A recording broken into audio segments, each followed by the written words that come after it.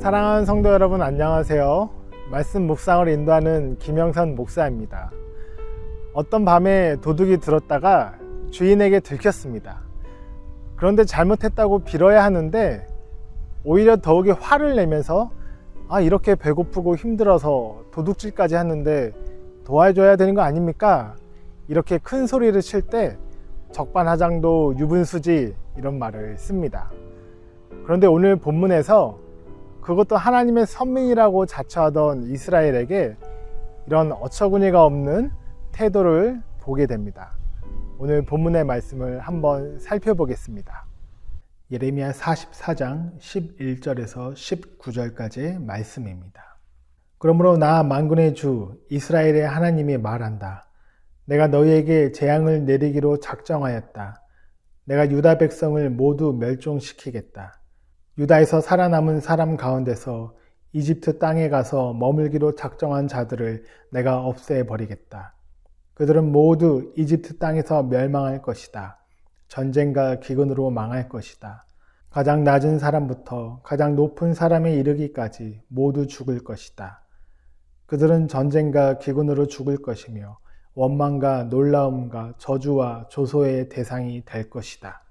내가 전쟁과 기근과 연병으로 예루살렘을 벌한 것과 같이 이집트 땅에 사는 사람들에게도 똑같은 벌을 내리겠다.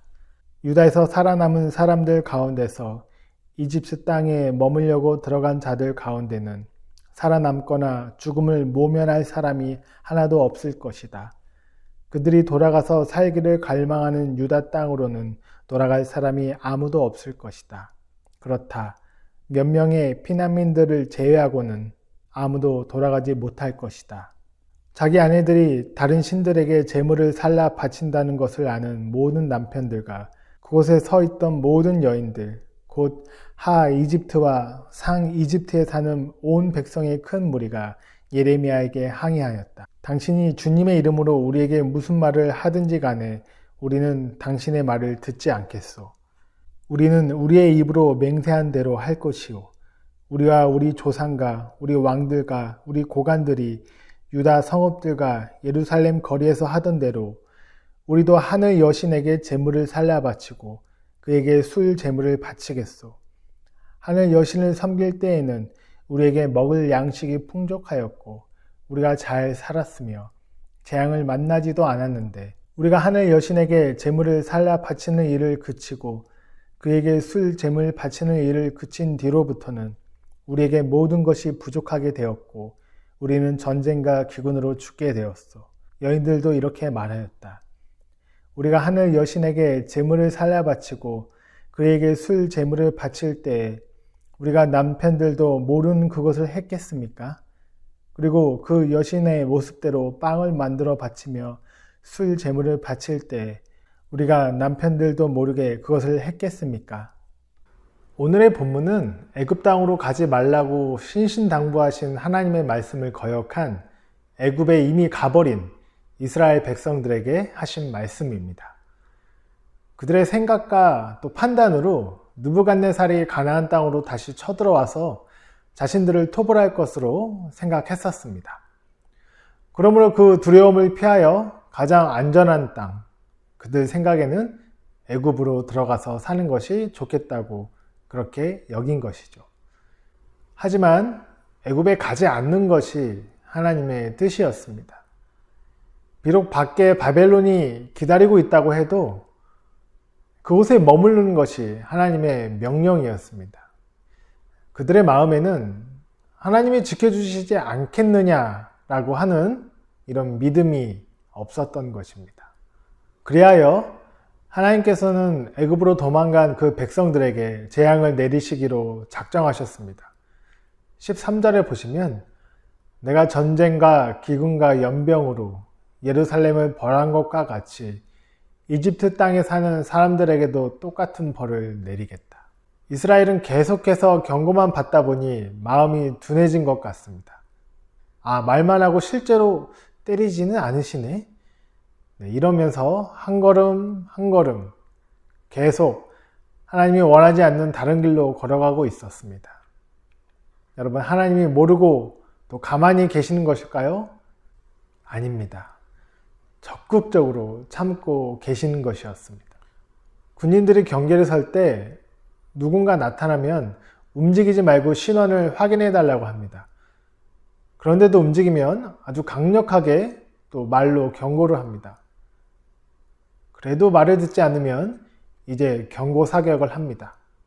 그리고 나중에는 선을 넘으면 실제로 발포를 합니다. 자, 유다 사람들은 하나님의 수많은 경고를 무시했습니다. 심지어는 예루살렘의 함락을 실제로 눈앞에서 보았습니다. 이것만큼 강력한 경고의 메시지가 있을까요? 그런데도 아직도 정신을 못 차리고 있습니다. 제3자의 입장에서 그 당시 이스라엘을 보는 우리는 참 답답합니다. 하나님이 하라는 대로 하면 될 것을 왜 이렇게 말을 듣지 않을까 생각을 합니다. 과연 그들에게 듣지도 못하는 귀가 있는 것이 어떤 의미가 있을까? 이 부분을 보면서 저는 사람의 전적인 타락과 무능함을 다시 깨닫게 되었습니다. 우리라고 그 자리에 있었을 때 잘 할 수 있었을까요? 우리는 스스로 하나님의 소리에 귀를 막고 진노와 저주를 향해 열심히 달려가는 완벽한 죄인이었음을, 그리고 그게 본래 우리의 모습이었음을 깨달아야 합니다. 그리고 이제 사람들이 예레미야에게 본격적으로 항의를 합니다. 그러나 본문을 보면 우상에게 향을 드리는 주체가 바로 여자로 나옵니다. 15절에 자기 아내들이 다른 신들에게 제물을 살라 바친다는 것을 아는 모든 남편들과 그곳에 서 있던 모든 여인들이 항의하였습니다.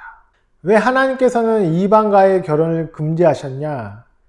솔로몬 왕과 아합 왕의 예를 보면 그 이유를 알 수가 있습니다. 바로 그들의 타락 뒤에는 이방에서 온 여인들이 있었기 때문입니다. 솔로몬 당시에는 수많은 이방 출신의 부인들이 있었고, 또 아합 왕에게는 페니키아 출신의 아주 악한 이세벨의 여왕이 있었습니다. 비록 하나님께 구별된 선민이었지만 이방 여자가 합세하면서 우상 숭배라는 그런 하나님께서 싫어하시는 합작품을 산출해낸 것입니다. 그러면서 그들은 무시무시한 선포를 합니다. 17절에 우리는 우리의 입으로 맹세한 대로 할 것이요, 우리와 우리 조상과 우리 왕들과 우리 고관들이 유다 성읍들과 예루살렘 거리에서 하던 대로 우리도 하늘 여신에게 제물을 살라 바치고 그에게 술 제물을 바치겠소.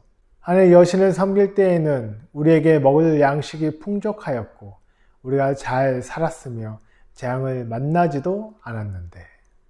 그들이 주장하기를 원래 이스라엘이 우상 숭배를 할 때는 먹고 살만 했는데 요시야의 종교개혁 이후에 전쟁에서 패하고 또 기근이 닥치게 되었다, 이렇게 말하고 있는 것입니다. 여기서 그들의 존재의 목적이 드디어 밝혀집니다. 그들의 삶의 목적이 무엇이었습니까? 네, 그들은 먹을 것 풍족하게 잘 먹고 잘 살고 안전하게 편안하게 지내는 것, 그것뿐이었습니다. 하나님께 나아가고 신앙생활을 한 목적이 바로 기복적이었습니다. 그들은 17절을 통해 나는 하나님을 섬긴 것이 아니라 자기의 배를 섬겼고 물질을 섬겼고 자기 삶의 편안과 안위만을 추구하는 그런 자였던 것을 고백했던 것입니다. 그래서 만에 하나 우상을 섬겼을 때 잘 먹고 잘 살게 해준다면 하나님을 떠나도 이상해 보이지 않았을 것입니다. 그래서 그들은 하나님의 말씀을 불순종함으로 인해 고난과 핍박이 일어나게 되자 당장에 짐을 싸고 쭉정이처럼 자기의 살 길을 찾아 떠나려고 했던 것이고 애굽으로 가게 된 것입니다. 여러분, 출애굽했을 때 이스라엘 백성들이 애굽으로 돌아가자 그렇게 불평하며 수많은 말을 했지만 실제로 돌아간 사람은 없었습니다. 그러나 그들은 스스로가 역출애굽을 강행하면서 다시 가나안에서 애굽으로 유턴해서 돌아간 것입니다. 출애굽하면서 시내산에서 받았던 10계명을 1계명, 2계명, 3계명 하나하나 어기면서 다시 애굽의 종되었던 그때 그 시절로 돌아가게 된 것입니다. 나일강 강변에서 풍요를 누리는 그 모습을 보면서 옛날에 우리도 우상을 섬길 때는 풍요로웠는데 하나님이 도대체 나에게 해준 것이 무엇이냐 이렇게 돌변하면서 하나님을 버리고 우상에게 나아간 것입니다. 이것을 보면 정말 하나님은 안중에도 없었던 것 같습니다. 아니, 하나님을 안 믿은 것 같습니다. 어쩌면 더 빨리 그래서 망하지 않는 게 신기할 정도입니다. 19절을 보시면 너희들도 이렇게 말하였다. 우리가 하늘 여신에게 제물을 살라 바치고 그에게 술 제물을 바칠 때 우리가 남편들도 모르게 그것을 했겠습니까? 그리고 그 여신의 모습대로 빵을 만들어 바치며 술 제물을 바칠 때 우리가 남편들도 모르게 그것을 했겠습니까? 이 말은 우상 숭배를 남편의 허락을 받고 같이 했다는 것입니다. 이 부분은 민수기 30장의 서원에 관한 내용을 근거로 말한 것인데요. 여자가 서원을 했을 때 남편이 말리지 않으면 그 서원은 성립이 되고 그 책임을 여자에게 물지 않게 됩니다. 그들은 이 구절을 자의적으로 해석을 해서 우상 숭배하는 그 핑계로 말씀을 적용한 것입니다. 즉 남편이 말리지 않았으니까 내가 할 수 있게 되었다. 이렇게 우상 숭배의 책임을 여자들이 남자들에게 돌리고 있는 부분입니다. 마치 아담이 하와에게 또 하와는 뱀에게 그 죄의 책임을 전가했던 그 그림과 아주 흡사합니다.